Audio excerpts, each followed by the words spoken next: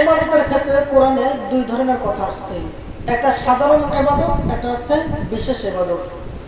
ইবাদত এর বাংলা অর্থ করলে দাসত্ব বা গোলামি করা। তাহলে একটা সাধারণ দাসত্ব বা গোলামি, একটা বিশেষ দাসত্ব বা গোলামি।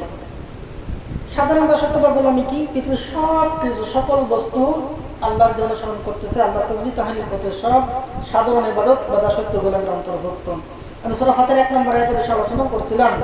পৃথিবীর সকল সৃষ্টিজীব আল্লাহ তাসবিহ পাঠ করে, সকল। সূরা মারইয়াম 93 নম্বর আয়াতে আল্লাহ রাব্বুল আলামিন বলেন, ইন কুল্লু মান ফিস সামাওয়াতি ওয়াল আরদি ইল্লা আতির রাহমানি আবদা।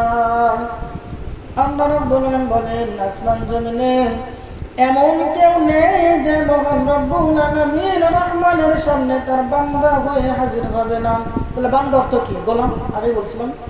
তার মানে আল্লাহ বোঝাচ্ছেন বান্দা এমন কোন বস্তু নেই আসমান জমিনের মধ্যখানে যে বস্তু আল্লাহর কাছে তার বান্দা হিসেবে হাজির হবে না।